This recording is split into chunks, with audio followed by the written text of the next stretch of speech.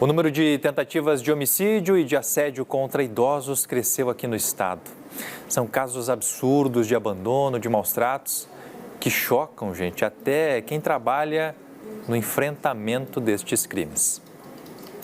A questão de 4 semanas atrás, eu tive o dissabor de me deparar com um atendimento de denúncia, onde um senhor estava abandonado dentro da casa, onde residia sua ex-companheira e seus filhos, numa situação que eu jamais pensei que fosse ver um ser humano daquela forma.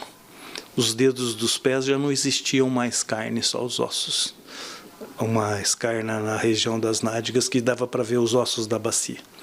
Foi uma mobilização gigante numa terça-feira e foi reconduzido para uma unidade de saúde aqui do município, onde o pessoal teve todo um carinho. Foi assim, um negócio frenético. Só que infelizmente, ou felizmente, no domingo, às 15 da tarde, ele faleceu. Então, assim, é um fato que realmente me incomoda. São casos que emocionam até o delegado. É a violência que atinge pessoas já idosas. O chefe da delegacia especializada nesse tipo de crime conta que há um aumento no registro dessas ocorrências em Mato Grosso. Entre janeiro e maio deste ano, as tentativas de homicídio dobraram e os casos de assédio sexual contra idosos aumentaram 200%. Na delegacia, nós temos hoje 817 inquéritos. Não chega a 40%. 95% dos fatos contra a pessoa idosa está no ambiente familiar. E como garantir a proteção para um idoso que, mesmo que o agressor seja preso, acaba voltando para um ambiente onde foi desrespeitado? Para o presidente do Conselho Estadual de Defesa de Direitos da Pessoa Idosa, é preciso fazer mais. Os poderes e as instituições precisam trabalhar em uma rede de proteção. Temos uma plataforma, um número aonde possa receber as denúncias a nível do Estado, independente do Disque 100, mas que tenhamos aqui uma plataforma garantida que permita dar essa assistência imediata a esse cidadão idoso, desde as questões mínimas quanto às questões protetivas que hoje nós temos que dar garantia a esse cidadão. Também não existem ainda casas de acolhimento a idosos mantidas pelo poder público no estado. As que atuam na assistência são de iniciativa religiosa ou filantrópica, como essa, em Cuiabá. São muitas as histórias por aqui parecidas com a do seu Leandro. O seu Leandro chegou há mais ou menos 4 meses aqui na instituição. Seu Leandro, onde o senhor estava antes de ser acolhido pela equipe? Qual era a situação que o senhor vivia? Olha, eu morava junto com uma amiga minha que me recebeu, me tratava na medida do possível, que ela tinha condições, né? O senhor mantinha contato com a sua família ou sua família te procurava para manter esse contato?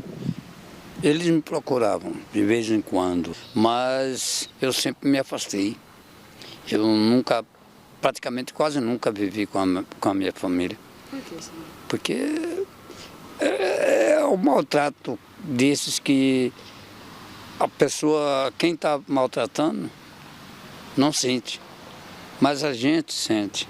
Essa era a situação do seu Leandro antes de ser levado ao abrigo. O Vinícius, psicólogo do local, conta que muitos idosos acabam sendo deixados também em condições preocupantes de saúde. Nos últimos 5 meses, a gente teve uma porcentagem meio assustadora de idosos que foram abandonados em hospitais.